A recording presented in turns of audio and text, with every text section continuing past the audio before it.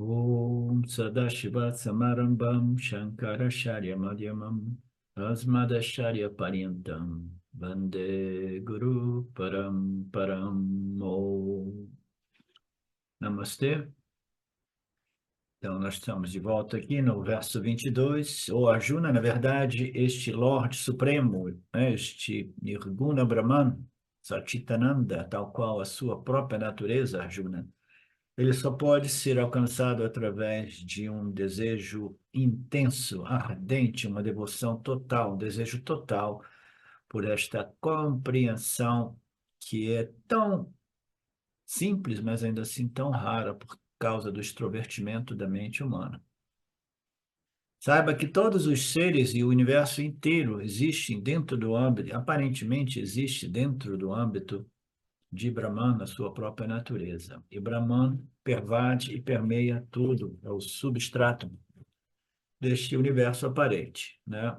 É o Brahman supremo, a realidade mais elevada, a verdade absoluta e a única compreensão que realmente liberta o indivíduo da problemática psicológica chamada sofrimento e dor. Somente Brahman existe, o mundo aparentemente repousa junto com todos os seus seres.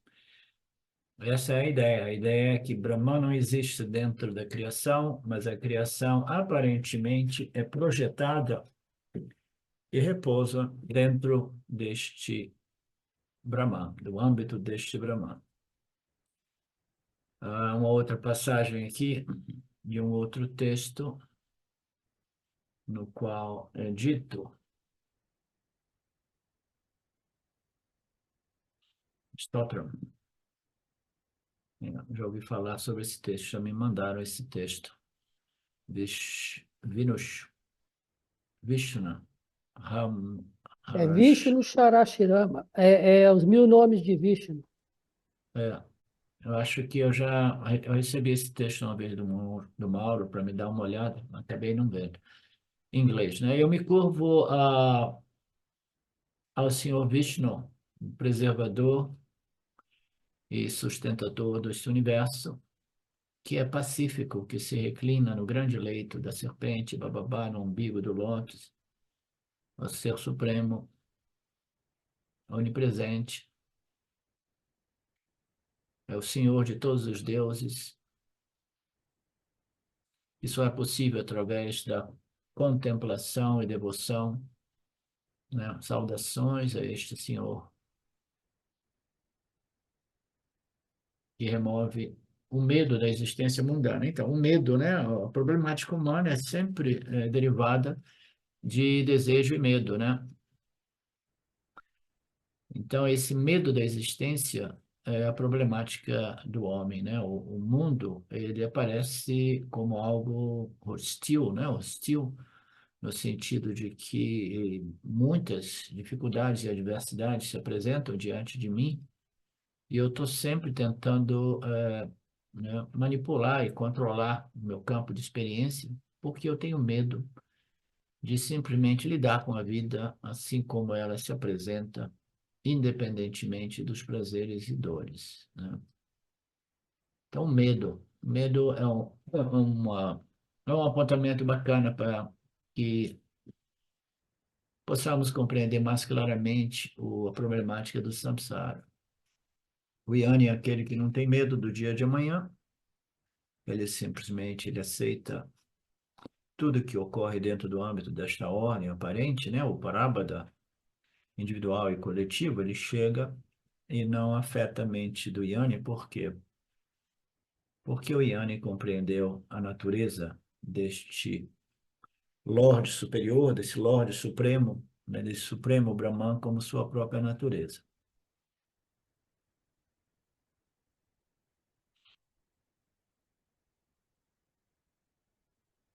Aí tem um monte de coisinha mais esotérica, né? Por isso que todas as nossas orações védicas, a beleza é que elas darão tanto a forma inferior como a superior deste Lorde, deste Brahman.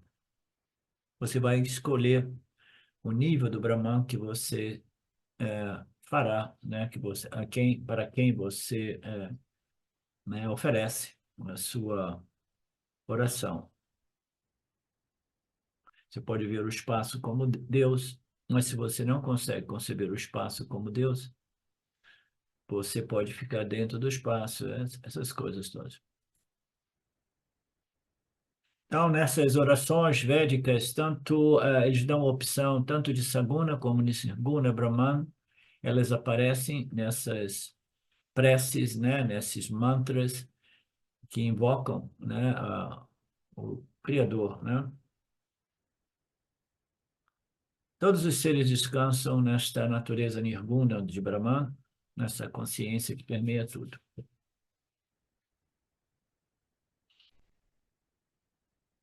Mas como assim? Você consegue adivinhar como? Porque para falar da existência de algo, eu preciso de quê? De consciência. Consciência porque como você pode falar sobre algo se você não estiver consciente? Portanto, a existência pressupõe o conhecimento. Conhecimento pressupõe a consciência. E, portanto, seja o que for que você fale, a consciência deve estar presente. Portanto, por essa consciência, toda a criação é permeada. E essa consciência é Brahman. Aonde está essa consciência? Aonde ela não está, tudo ocorre dentro do âmbito dela.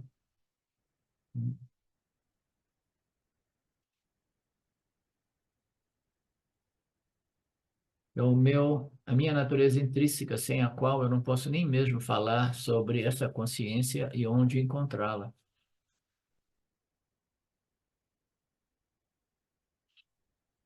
O próximo Krishna diz que muitas pessoas não compreendem esse assunto porque é muito elevado, sutil, passa por cima da cabeça das pessoas, né? Portanto, esse mantra muito maravilhoso, né? Encontra poucos, né, devotos que o compreendam, que o compreendam.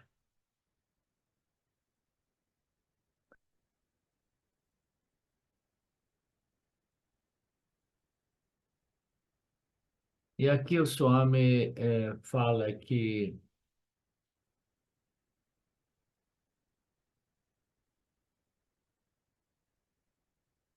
ele tem uma nota aqui de inspiração, né, e encorajamento. Não desanime, todos podem chegar a este Nirguna Brahman, esse ser supremo, mas você inicia do seu nível, né, o nível o qual você concebe esse princípio chamado de Deus. E a sua apreciação irá para ele.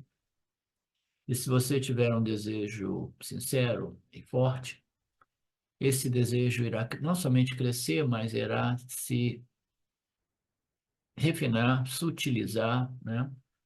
De tal modo que você chegará neste Nididhyasana, que é uma contemplação, um desejo por poder realmente, finalmente, reivindicar a sua natureza Satchitananda.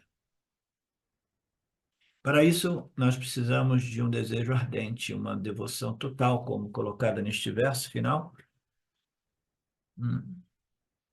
Você precisa ser um Niskama Bhakti, um Nididhyasana Bhakti. Depois de entender que só isso é o objetivo final, porque eu não estou buscando nada que exista no âmbito do espaço-tempo. Eu não estou mais interessado em nada que seja finito e limitado, porque tudo que é finito e limitado é sob a tirania da temporalidade imposta por Maya. O tempo, né? O tempo destrói tudo. Você então, somente então, vocês, os buscadores do Vedanta Brasil, né, vocês receberão o status de Niskama Bhakta, ou melhor ainda, um Mumukshu Bhakta, né, aquele com desejo ardente pela compreensão da minha natureza em Brahman como Brahman. E com esse desejo sincero, você continua onde quer que você se encontre, né, mesmo que seja um pouco em Saguna, como um Saguna Bhakti ou Nirguna Bhakti, você, com o tempo, gradualmente, desenvolverá, obterá as qualificações para compreender a sua natureza Nirguna Atma. Essa é a devoção total. E Brahman é alcançável, sim, através da devoção, desejo ardente. Assim, com isso, Krishna completa esse estudo comparativo entre esses dois objetivos humanos. Um objetivo é aquilo que é o ilimitado e o infinito.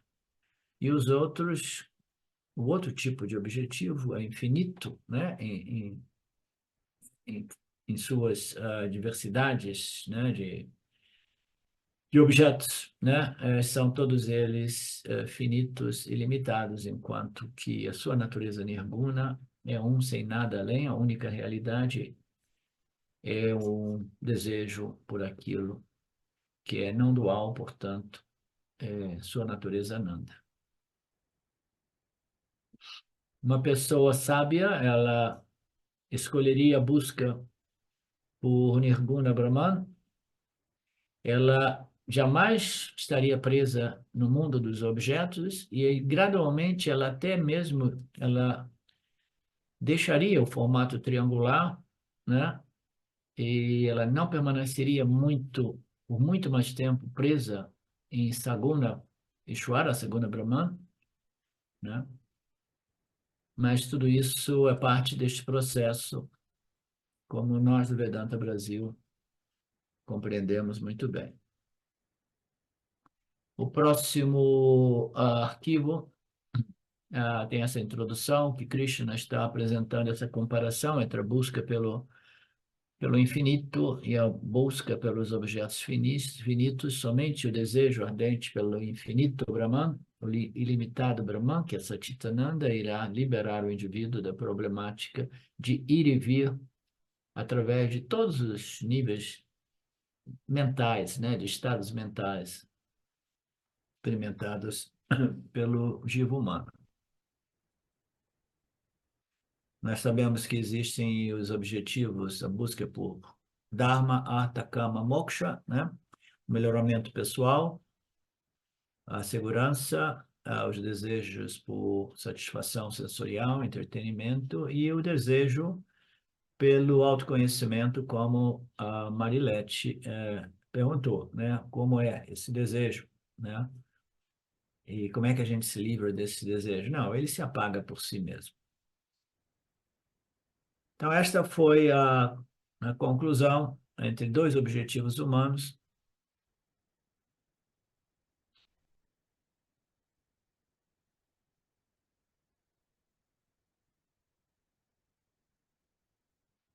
Dharma significa punha, mérito, e qualquer quantidade de punha que você adquirir, ela nasce de ações finitas. A busca pelo Dharma é a busca por punha, por circunstâncias ou resultados favoráveis, né?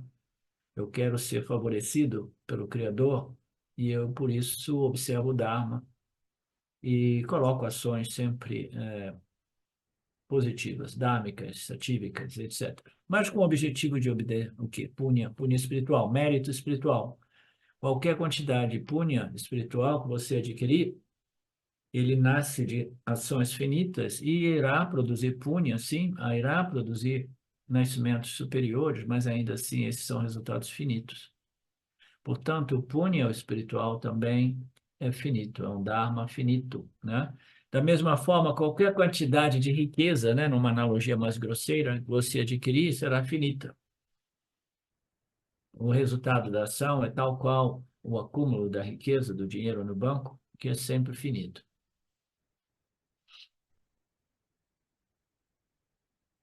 Não importa a loca onde nós possamos nos encontrar depois de deixar esse corpo físico, né?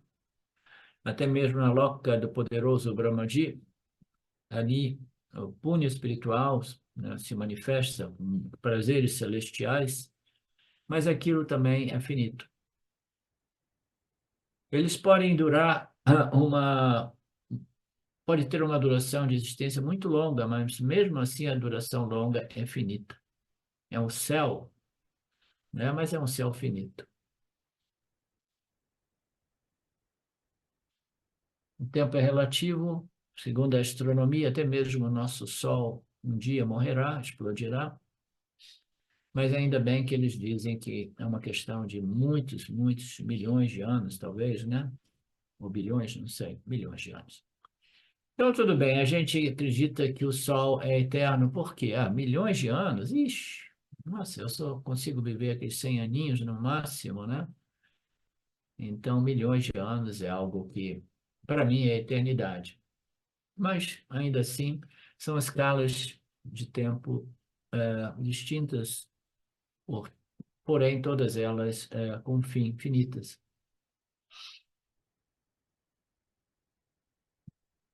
Portanto, todos os objetivos humanos podem ser divididos em objetivos finitos e infinitos. O Punya também é finito. Nós podemos chamar de objetivos materialistas, objetivos de ganho daquilo que é o anátema. O que é o anátema? Né?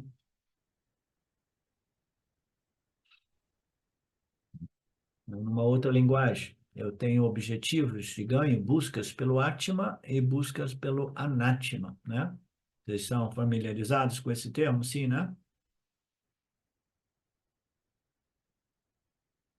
O anátema são as configurações que Maya projeta, aparentemente, de namarupas, né? Tudo aquilo é anátema. E existem namarupas, objetos extremamente sutis nessas locas superiores também.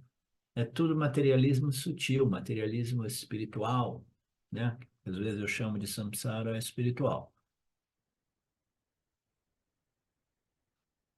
Ok. Também chamamos de, no Gita, neste capítulo, chamados, né, a conclusão de Cristo é que somente Deus é infinito. Deus em sua natureza nirguna. O resto é finito. Né? Atma, Anatma, finito e infinito, matéria, espírito, né?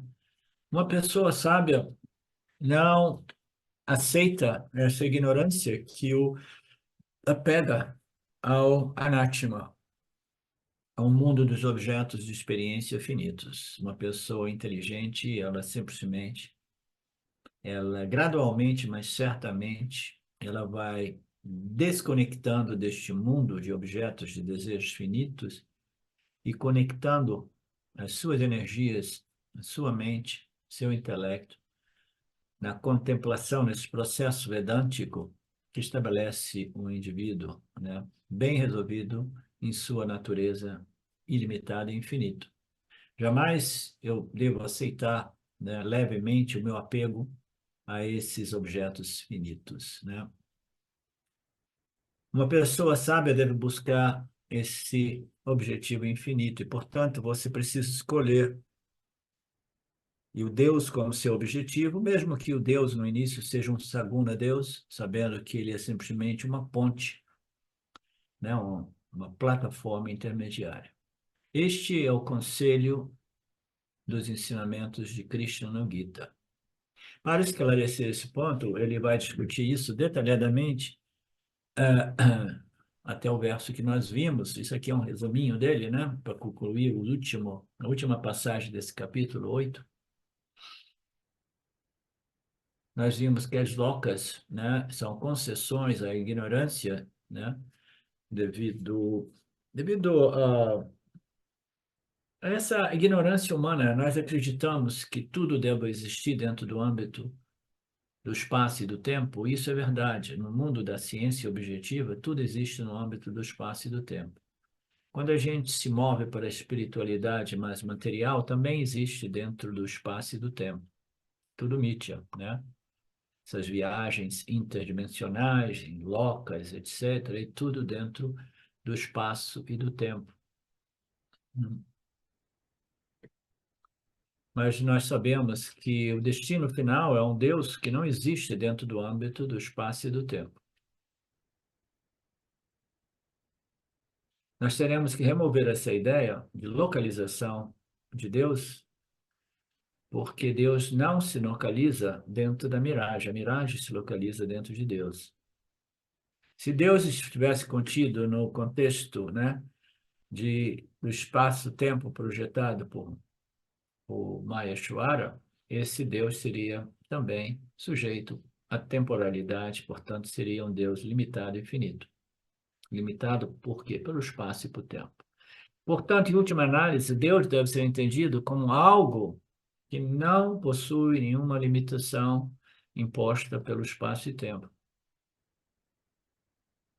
É um princípio, consciência e existência, sem forma, e que não existe em meio a tantos outros fatores, portanto, é um sem o segundo.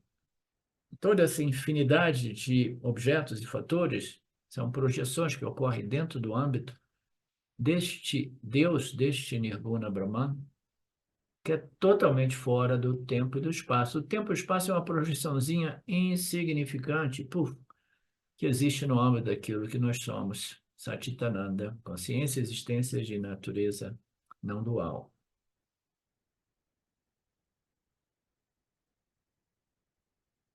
Deus não é matéria, Deus não é energia, isso é um ponto importante. Mas que história é essa? Eu ouvi dizer que Deus é puro sáttva. Sim, esse é o Saguna Deus, tá, Marcelo? Fica propagando esses boatos, né? Saguna, Deus é energia, tá? Mas o Deus absoluto não é energia. As energias são projetadas pelo poderoso Maya, né? São as três energias que nós conhecemos muito bem. E a partir dessas energias, os elementos sutis, né, emergem e depois eles começam a se dividir e recombinar, criando uma infinidade de configurações de objetos, como nós os conhecemos. Não aceitamos que Deus, o Vedanta, né, o Upanishads, não aceita que Deus seja uma energia. Se Deus é realmente uma energia, ele estaria sujeito aqui à transformação. Então aí a gente tem que entrar na natureza de Ishvara. Será que Ishvara se transforma realmente? Ele com a sua inteligência, né? Não, ele não se transforma. Ishvara é o substrato de Mitya. E Brahman é o substrato de Ishvara e Maya. Então, é uma sobreposição, né, em camadas, né, mais ou menos como a história da cebola, em diversas camadas, né? Então, vai tudo sendo projetado, sobreposto naquilo que é essa Chitananda, Brahman, que não é energia. As energias, elas são sobrepostas neste Brahman. E se Ishvara é realmente energia, aí o que ocorre? Ele se transformaria. Mas aí as escrituras explicam e diz assim, Ishvara como a causa inteligente, ele não se transforma. Tá? Ele não se transforma, ele tem a inteligência capaz de manipular as outras duas energias, Raja e Tamas, Ishvara, que é um ser vivo, autoconsciente e com conhecimento de todos os universos, ele tem a capacidade de manipular as duas energias, misturar com um pouco de sattva, sem a qual não é possível projetar essa ordem aparente. Então, ele projeta com esse poder de Maya e com a sua inteligência essa ordem aparente sem se modificar, porque ele é a causa inteligente. E como é que ele faz? Ele utiliza os prakritis de Maya, as energias de Maya, produzidas por Maya. Tá? Deus não se transforma, ele é a causa inteligente. Se ele fosse uma energia transformável, ele estaria se modificando de momento a momento. Fundamentalmente, ele não se modifica, ele simplesmente projeta esta miragem através das três energias.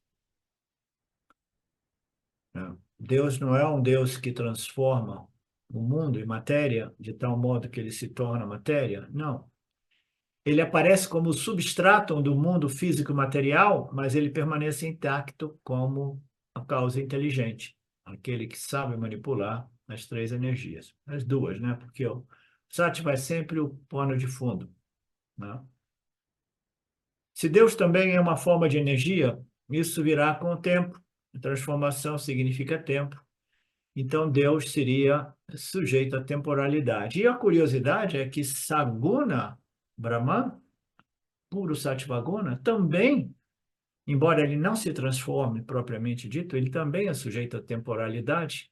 Como assim? Quando Maya decide tirar uma soneca, ele recolhe Ishvara, Jiva e Jagat, em todos os universos. Deus não é matéria nem energia, mas Deus está ciente da matéria mutável, da energia mutável, e do testemunho de Deus não está sujeito a mudanças alguma. Então, Deus, esse Brahmaji, o Ishvara, ele tem o conhecimento de todas as energias sutis que produzem a matéria densa, né? Ele manipula, joga com tudo isso, mas fundamentalmente em sua real identidade, porque ele é um ser autoconsciente, ele permanece como testemunho nirguna. A natureza de Saguna Ishvara é nirguna Brahman. E a natureza deste Ishvara, cuja natureza intrínseca é nirguna Brahman, não é sujeita a mudança alguma. Esta natureza nirguna, Atma, é a natureza do Jiva Atma. É o princípio de consciência imutável, que não faz nada, que não se modifica, que não aparece e desaparece, que existe antes ou além de matéria e energia, e até mesmo de Ishvara como Criador. Portanto, esse Deus que cria, ele aparentemente ele é finito, mas a sua real natureza é o Nirguna Deus, o infinito Brahman. Este deve ser o objetivo de todo Vedantino maduro.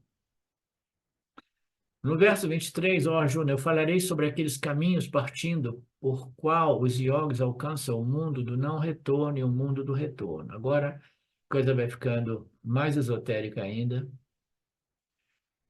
Ele está falando aqui sobre existem caminhos e mais caminhos e mais caminhos no âmbito da espiritualidade humana, né? O Vedanta foi uma vez um Mahatma da nossa tradição, ele disse que o Vedanta é um caminho espiritual, sim, ok, é um caminho, mas é um caminho sem percurso, em outras palavras. Tá? Como um caminho sem percurso? É um caminho, né, intelectual, através desta contemplação sob a luz dos ensinamentos, né, que não criam ou produzem um percurso, uma viagem, né, de um ponto A a um ponto B. E neste verso ele diz, ó Arjuna, falarei sobre aquele caminho, aqueles caminhos partindo por qual os yogis alcançam o mundo do não retorno, o mundo e o mundo do retorno. Os yogis, eles encontram os mundos do retorno. Os yogis, no sentido da palavra yogi, aquele que coloca ações para obter resultados, ações mentais, verbais e físicas, eles colocam para obter punha espiritual, mas isso produz um retorno de volta a uma outra encarnação.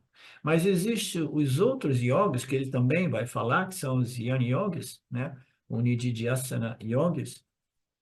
Os Nididhyasana Yogis, cujo objetivo é alcançar a compreensão que não produz, que não permite mais o retorno, né, ao samsara. Retorno à crença de que a realidade é a dualidade e que eu preciso continuar na dualidade de qualquer modo, de algum modo. Né? Então, ele vai falar um pouco sobre tudo isso. Vamos ver o que ele diz. Ele vai falar sobre diversos tipos de margas ou caminhos que levam a duas formas ou dois tipos de destino, né? Se existem muitos destinos e devem existir diversas rotas, diversos caminhos. É por isso que chamamos a rota, né, da autoestrada, número 5, número 7, número 27. Existe uma rota que leva uma pessoa de uma cidade a outra, entre estados ou dentro do mesmo estado.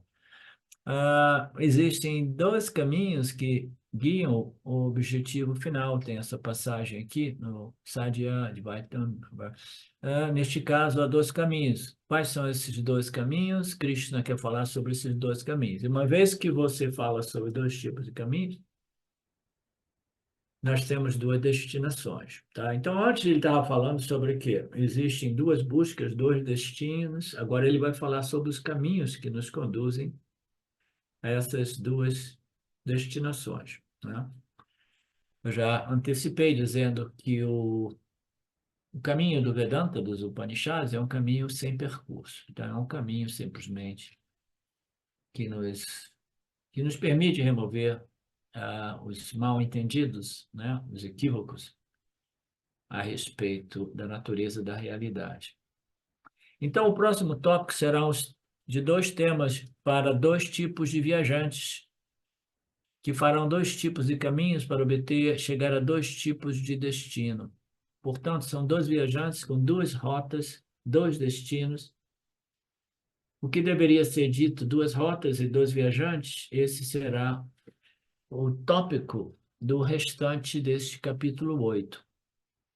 Aí, a parte menos relevante, eu vou passar por cima,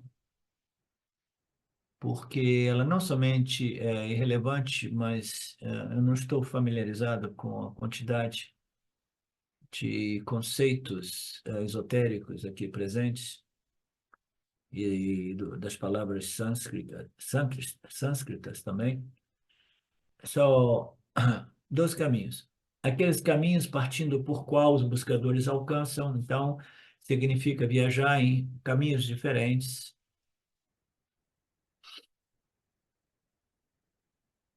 Quais são esses caminhos? Caminhos e metas significa um caminho que me leva a um destino infinito, onde não há retorno, e o outro que me leva a uma meta, um objetivo finito que me traz de volta para cá. Tudo muito simples. Eu quero a libertação absoluta. Eu quero o moksha. Então, eu sei que é um caminho sem volta. Quem é que quer comprar esse bilhete? Bilhete não, ticket não. Essa passagem, né? Quem é que quer comprar essa passagem esotérica para uma viagem que é só de ida e não tem volta? Será que alguém do governo do Brasil está disposto a isso? Hum? Teria alguém aí interessado? Hein, Marcelo? Não, eu pretendo já aqui mesmo.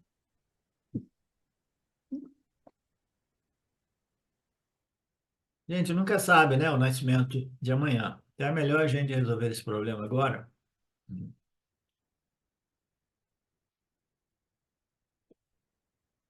Então, nós temos dois caminhos. O caminho é o direto e o caminho é indireto. O caminho direto é aquele que nos liberta, né, da possibilidade de retorno, e o outro é um caminho que me traz de volta. E, além disso, o caminho direto nos leva a moksha, a libertação do samsara, e nessa passagem foi apresentado, do ponto de vista mais esotérico, o caminho indireto, que é que eu faço uma viagem até Brahma Loka e lá eu recebo, né, o autoconhecimento diretamente de Brahmaji e não retorno, não saio mais lá. Então, essa é uma viagem que não tem retorno. Como o Marcelo estava dizendo, eu não quero nem a viagem de ida. Não? Essa é a distinção.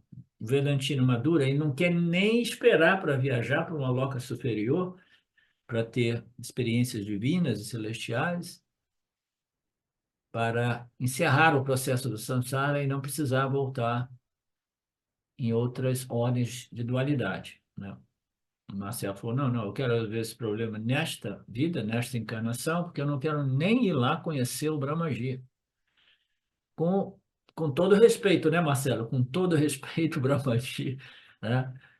Eu quero simplesmente, cansei de viajar. Eu viajei já, mãe, né? Eu não sei nem quantas viagens eu fiz em todas as locas, milhares de nascimentos.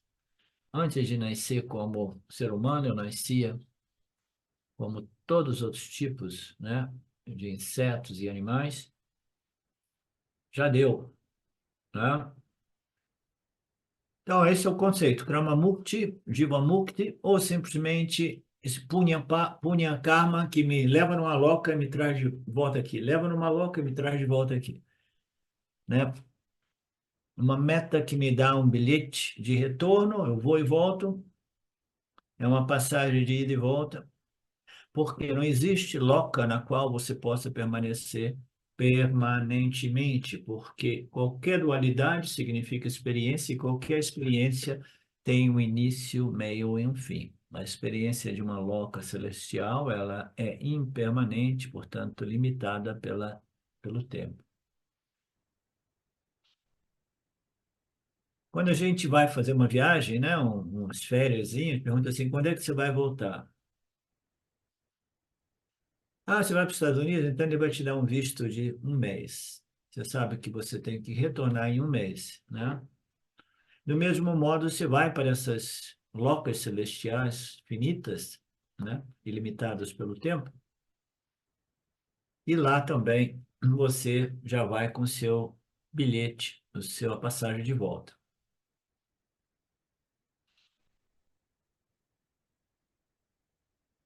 E Arjuna, esses dois caminhos serão chamados de Sukla Marga, o caminho Sukla, o caminho mais luminoso, que leva a Deus, é o caminho mais luminoso, e o outro é o chamado Krishna Marga, que é o caminho mais escuro, um caminho mais sombrio, um caminho mais luminoso. Uma pessoa irá para um destino onde haverá muita luz, muita satisfação, né? Muito punho, tudo bem, mas depois de desfrutar esses prazeres e punhas, ele precisa voltar. Esses são vários conceitos de lokas superiores, e esse caminho que levará a locas mais elevadas é chamado de Krishna Marga, também chamado de Devayanaha, etc. Krishna vai explicar melhor esses aspectos mais esotéricos dos Vedas, né? Veda, lembra que o Gita, ele extrai alguns elementos dos Vedas, por isso existe um pouquinho desse esoterismo também no Gita, que não é muito relevante para o crescimento espiritual e o autoconhecimento. Partindo por qualquer caminho brilhante que é precedido por divindades, né, superiores, celestiais, aí entra o simbolismo do fogo, a chama do fogo, o dia, a quinzena brilhante, 6 meses do curso do norte. Aquelas pessoas que meditam neste Saguna Brahmana alcançam Brahman, né? Aquelas que pensam em Saguna Brahmana, em outros palavras, Brahmaji, o Ishvara, alcançam este Brahmaji, né? Este Ishvara. Vai lá passar um período, né, de férias celestial, na presença dos anjos e santos e dos deuses, né? Mas tudo isso é limitado. Então, esse verso aqui, ele fala sobre dois caminhos, um mais escuro, um mais brilhante. Eles alcançarão Brahman, eles alcançarão Ishvara, ou eles alcançarão Krama Mukti. Aqui, a palavra Brahma refere-se a Krama Mukti. Então, tá. Então, o mais brilhante, você vai para Brahmaji, e lá você recebe a luz dos ensinamentos e você não retorna mais, né? Esse é o Krama Mukti, né? E o outro é o caminho que você vai para essas locas celestiais, né? Você vai gastar, curtir um pouco do seu punho espiritual e depois você retorna. Eles vão para Brahmaloka e em Brahmaloka eles obtêm o Aham Brahmasmi Yana, o conhecimento de que eu sou Brahman, do qual escaparam por não frequentar as aulas do Gita aqui. Olha que bacana, hein? Conheço pessoas no Vedanta Brasil que se acham, né, e não sabem o que elas estão perdendo não participando dessas aulas do Gita com o professor. Big time. Mas aí o que que ocorre? Elas têm que ir para uma dessas locas, né? Na esperança de obter o autoconhecimento, no final das contas, diretamente do Brahmaji. Krishna identifica Sukla Marga, o caminho, de uma forma particular. Metaforicamente, com base numa literatura Upanishad, os Vedas falam sobre Sukla, caminho, Sukla e Krishna Marga, são dois caminhos. Os 10 Upanishads, eles são discutidos, no Brahma Sutra, discutidos de forma elaborada. Ao falar sobre esses dois caminhos, as escrituras apontam que existem guias para ajudar esses viajantes nesses dois caminhos. Porque não sabemos o que está à frente, e etc, etc. Aí a coisa fica mais esotérica ainda, tá? Cabe lembrar aqui que os Brahma Sutras, eles tratam, são análises muito profundas dos ensinamentos védicos, não somente dos ensinamentos vedânticos. O Brahma Sutra não trata somente dos ensinamentos dos Upanishads, mas dos ensinamentos dos Vedas também, né? São aqueles yanis, né? Aqueles estudiosos que querem decifrar de modo muito elaborado todas essas colocações ou revelações que aparecem nos Vedas. A gente sabe que muitas dessas colocações são adyaropas, são conceitos apresentados agora que são retirados depois, mas ainda assim eles querem discutir e elaborar de modo detalhado tudo isso. E aí parecem que nesses dois caminhos existem essas almas, esses seres guias espirituais que nos conduzem através desses dois caminhos, um caminho mais luminoso e um caminho menos luminoso.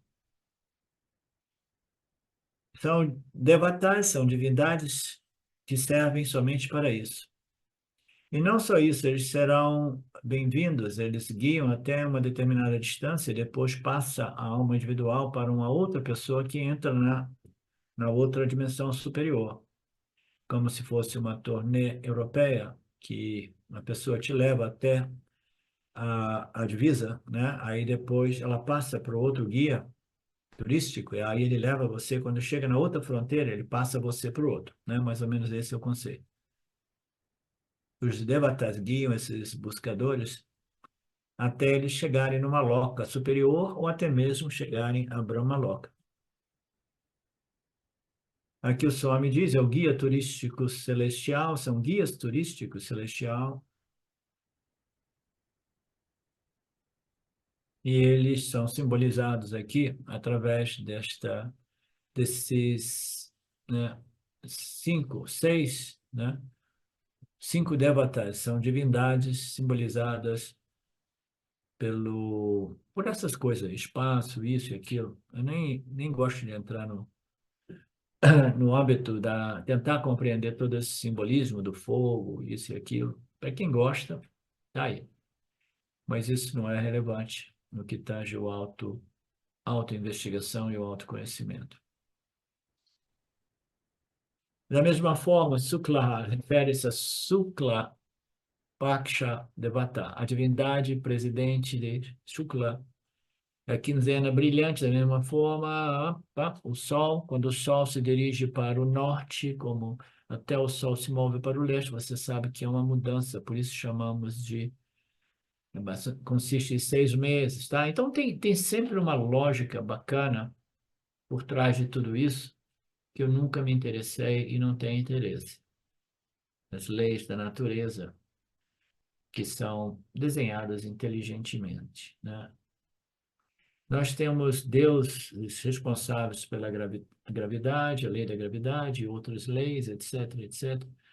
Na próxima questão quem é o viajante? Isso é mais relevante. Quem é que está viajando, né, para essas locas superiores?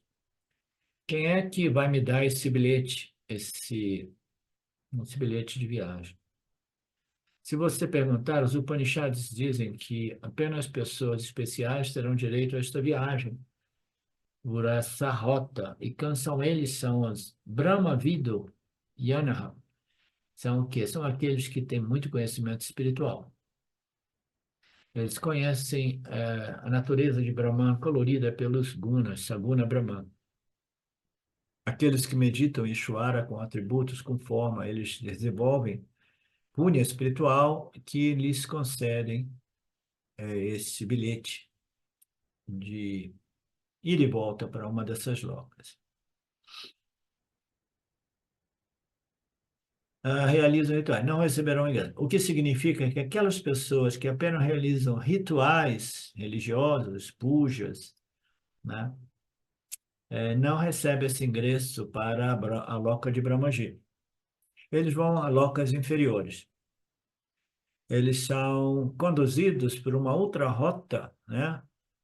Caminho mais escuro, menos brilhante, que permite a eles, né, umas férias numa loca superior, desfrutando do nível de punho que o indivíduo acumulou, mas ele já chega lá com o bilhete de volta comprado. Aqueles que vão para Brahma Loka, não, eles vão com o bilhete de ida e o Brahma Loka, e o Brahmaji vai decidir se eles recebem um bilhete de volta ou não. E aí a questão aqui mais relevante, assim, e os ianes? E os ianes? Aí o Marcelo já respondeu, o iane é aquele que não quer ir para lugar nenhum, nem com bilhete de ida, nem com bilhete de ida e volta. Não. O que acontece com os ianes? Os ianes conseguirão um ingresso para uma dessas locas, né? Lembre que os ianes também não obterão nenhum caminho, né? Nem o mais luminoso, nem o menos luminoso. Eles não têm interesse em obter a loca de Brahmaji e obter a libertação indireta, como Krama Mukti, porque eles querem a libertação aqui, agora, nesta loca física material, e eles se recusam a fazer outras viagens, né? Eles querem alcançar esta compreensão final aqui, neste mundo, no planetinha dos bárbaros mesmo. Ah, não, nos planetinhos do bárbaro eu não quero. É, eu tenho que ir para um planeta melhor. Então, boa viagem, né? Aqui também é possível. Portanto, os Yanis, eles não obtêm viagem alguma, e eles não são Kramamuktis, eles se tornam Jivamuktis. Eles têm o Mukti aqui, a libertação é obtida aqui. E aqueles que fazem naturalmente os rituais, né, os pujas, as práticas, né, tudo aquilo, eles recebem, eles não irão para a Brahma Loka, eles não têm possibilidade de obter o autoconhecimento diretamente de Brahmaji. Por quê? Porque eles não desenvolveram a qualificação necessária para chegar lá. Eles são ritualistas,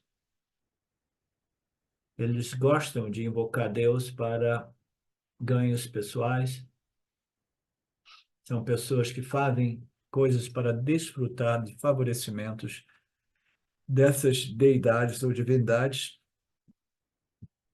Eles irão para algumas locais um pouco superiores, mas eles jamais obterão um ticket, uma viagem que lhe permita se liberar como Kramamukti. Os ritualistas também não receberão Kramamukti, os ritualistas não receberão Jivan Mukti.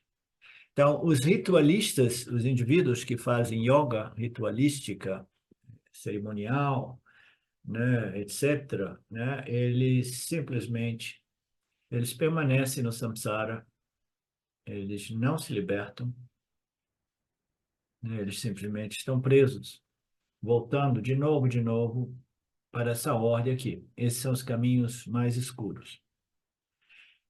Mas isso não é para karmis, nem para yanis, somente para upasakahas.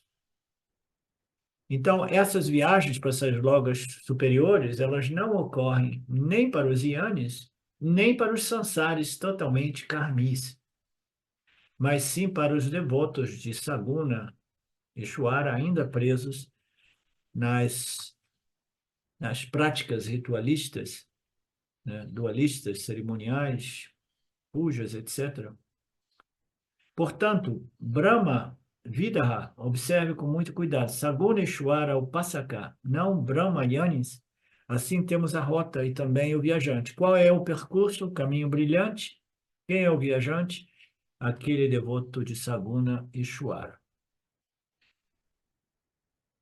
Então, vamos compreender melhor agora a próxima rota, aquela rota menos brilhante, mais escura.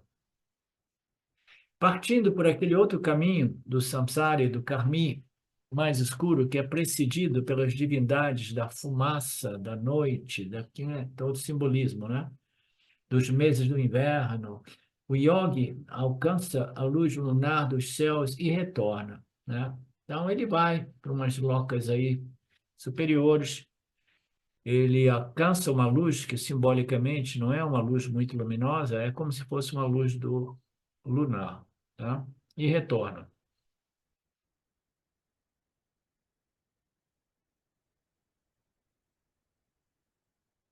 Significa viajar por esse caminho menos luminoso. Este é o segundo caminho que Krishna não nomeou a rota aqui. Ele fornecerá o nome somente mais tarde, mas podemos notar o nome. Se trata de viajantes por rotas não brilhantes. A maioria das ruas da Índia, né, ou elas não têm luz ou a luz está queimada já há muito tempo. Então ele chama isso de Krishna, o caminho de Krishna. Portanto, você pode decidir se viaja pela rota brilhante ou pela rota escura. Então, Tatra para Yataha, Yogi. Então, Yogi, aqui Yogi se refere aos karmis, aqueles que fazem ações, o povo do ritualismo, né? Da prática, que não pratica a contemplação e a meditação na natureza de Deus, eles fazem rituais, pujas verbais, físicas, para obter favorecimentos. Eles ainda assim, eles cumprem bem os seus papéis sociais, fazem serviços, são bons provedores, eles fazem muitos rituais, muitos pujas. Então, eles terão um bom punho espiritual, mas o punha é de qualidade inferior, é como se fosse uma luz solar, é uma luz lunar, e não uma luz solar, em analogia.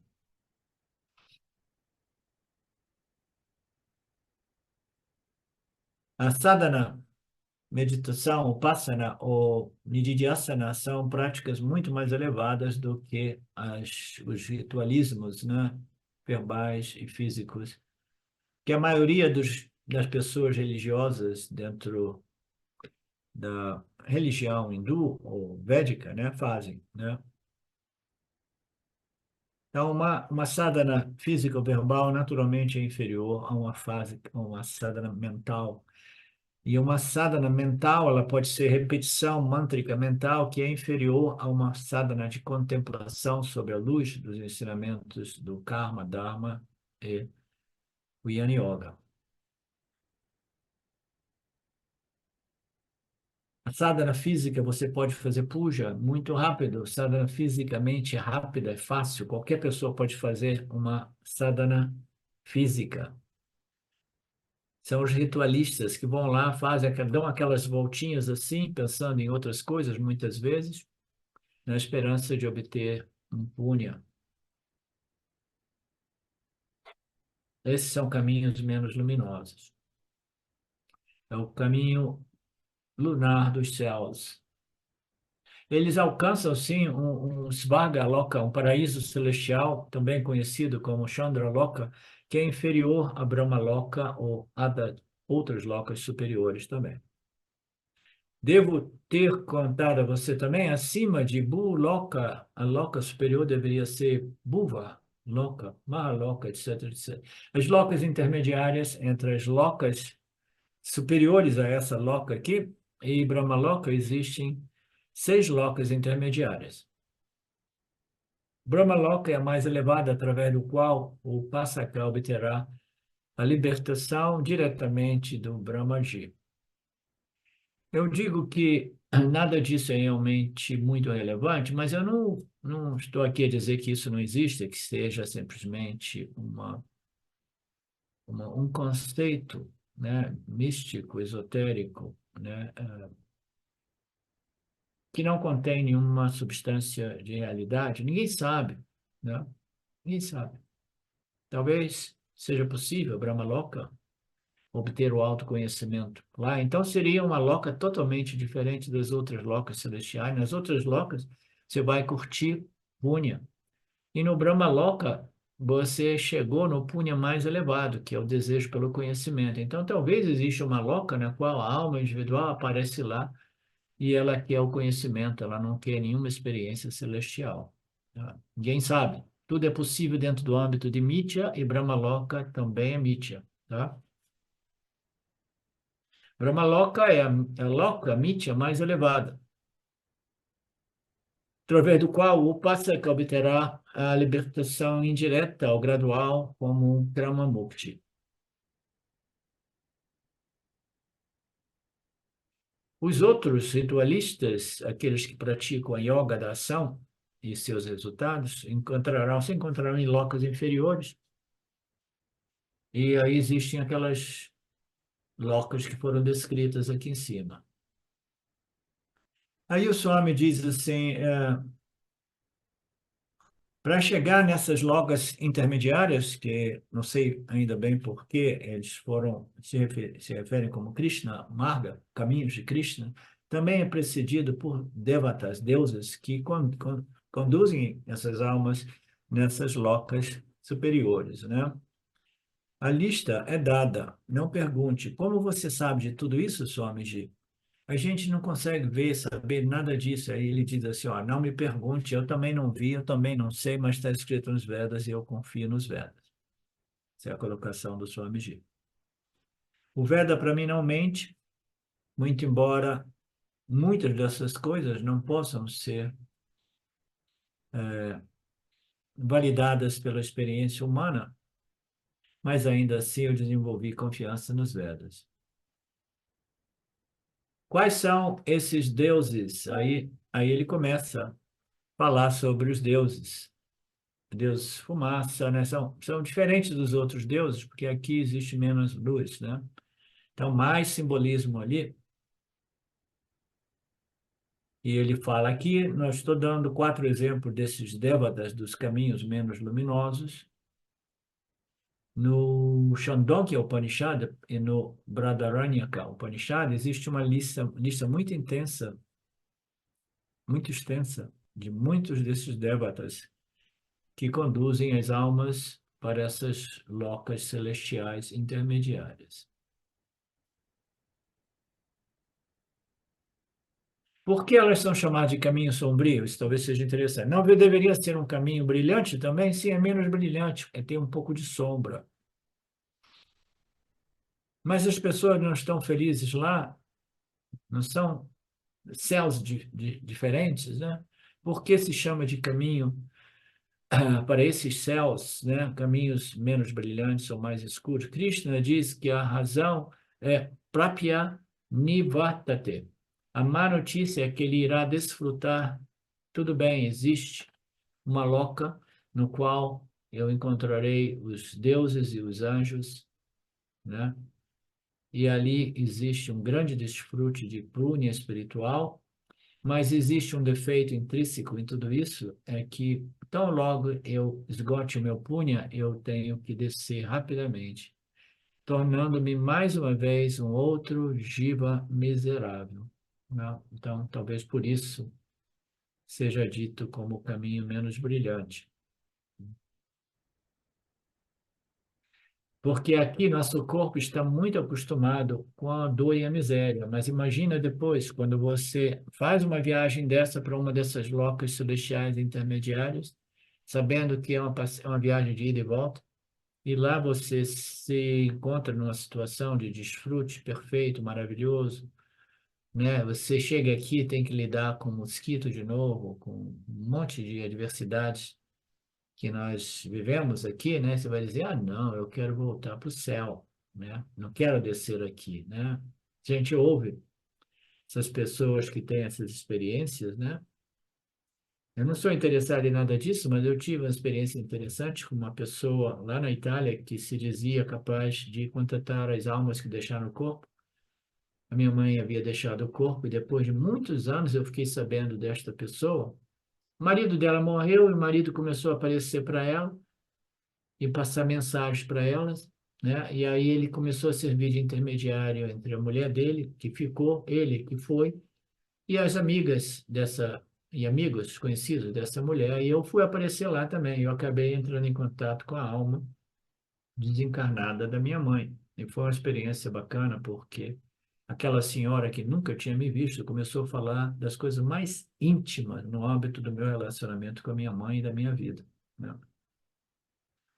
Então, o que existe de fator mais ou menos comum é que essas pessoas que experimentam essas locas superiores, minha mãe não era um Yanni, muito longe, né, cheia de defeitos, mas ainda assim ela era fundamentalmente uma pessoa boa que se encontrou numa loca aparentemente superior, intermediária ali, né? Um céuzinho. E ela dizia para mim que não, aqui não existe julgamento, só existe amor e compaixão. Aqui só existe a luz, Deus é a luz, e isso e aquilo. Aí, na segunda vez que encontrei minha mãe, eu perguntei: e agora? O que que você vai fazer aí? Será que você vai ter que voltar para cá? Hã? A pergunta boa, né? Você vai voltar para cá ou você vai ficar aí para sempre? Ela falou: eu não sei. Se dependesse de mim, eu permaneceria aqui por sempre. Mas somente Deus sabe, né? Então, voltar para cá, não é à toa que o bebezinho, quando nasce, ele começa a chorar e começa a dizer: não de novo, não de novo, não de novo, né? E ele estava curtindo uma loca muito mais agradável, não encarnado aqui. Então é isso, Marcelo. Eu queria terminar essa parte mais esotérica, que é menos relevante, hoje, mas não rolou.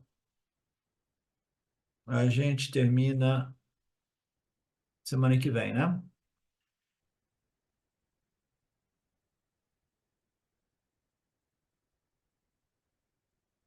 Alguma coisa da parte de vocês?